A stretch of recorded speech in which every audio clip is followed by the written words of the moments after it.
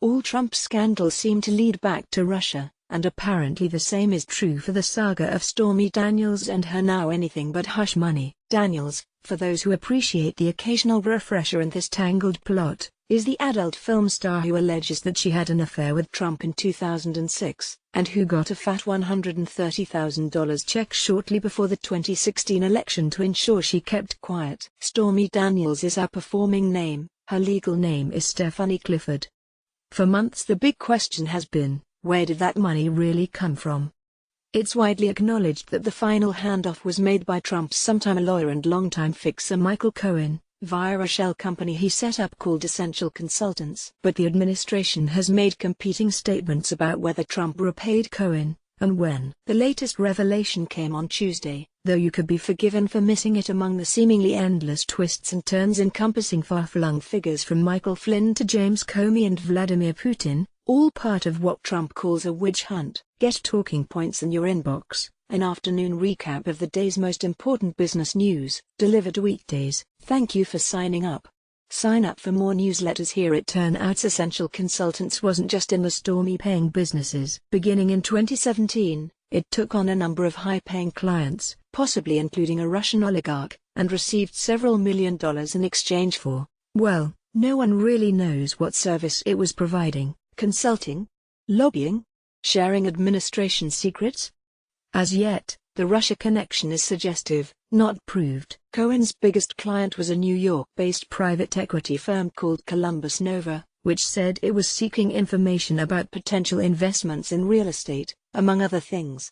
However, Columbus Nova is the U.S. subsidiary of a Russian mega company called Renova, controlled by Viktor Vekselberg, the kind of well-heeled insider who regularly meets with Putin, and whose business holdings show up in the Panama Papers. Vekselberg has denied any involvement in the affair, but he's apparently been questioned about his possible involvement with Cohen by special counsel Robert Mueller's team, which is investigating possible Russian interference in the 2016 election. It's not clear what else Mueller might know, or whether his queries are ongoing.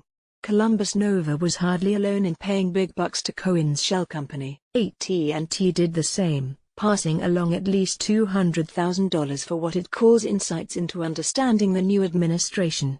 Note, the Trump Justice Department is fighting AT&T's proposed takeover of Time Warner. A subsidiary of the pharmaceutical giant Novartis provided $1.2 million for help with U.S. healthcare policy matters.